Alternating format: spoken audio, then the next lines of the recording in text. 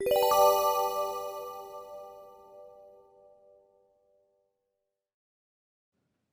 this lecture, we're going to go over how to set up your development environment.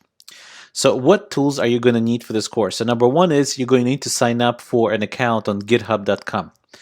Number two is we're going to heavily rely on the Google Chrome browser, so you definitely download and install that.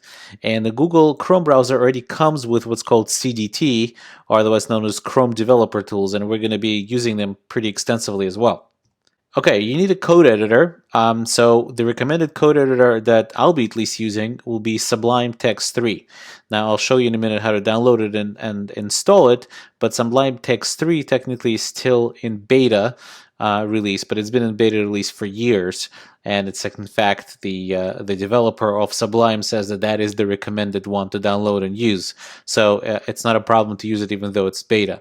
There are a couple of other code editors that I would recommend looking at. One is Visual Studio Code. That's a pretty new editor. Another one is brackets.io. But Sublime is extremely fast and very well supported in terms of third-party plugins and so on. So definitely would recommend that.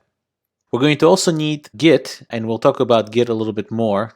And we're also going to need this tool called Browser Sync, and you'll see how we're going to use that. And in order to install Browser Sync, we're going to need to install Node.js. So we're going to split up this lecture in two lectures. One, I'm going to show you a couple of kind of preliminary things, and this is I'm just going to show you on this machine right here. And then I'm going to split up a part two into one will be for Windows and one will be for Mac, to show you the installations of Git and Browser Sync and Node.js. Okay, so the first thing is I am going to go ahead and skip how to install Google Chrome browser.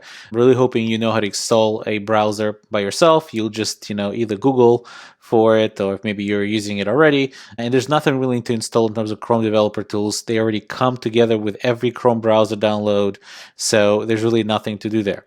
In terms of signing up for GitHub, we're going to use GitHub extensively throughout the course. And all you have to do is sign up by giving username, your email, create a password, and you're good to go. There's really nothing much to it. The third thing you're going to need is, that at least I'll show you in part two of this lecture, is Sublime Text. So go ahead and Sublime and go ahead and search. Can't think and type at the same time. Sublime Text 3. If you, I misspelled that. That's excellent. Okay, here we go. So Sublime Text 3, hopefully you'll spell it properly, and you go ahead and click. Make sure you do Sublime Text 3, not just Sublime Text, because you're going to end up on Sublime Text 2 webpage. So if you click on Sublime Text 3, you'll see that you have a bunch of downloads here for Mac OS, for Windows, or for Windows 64-bit version, or for Linux.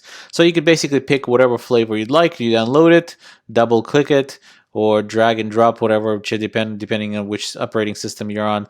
There's really nothing much for me to show you there other than, this is the page where you download the installer and you're really good to go.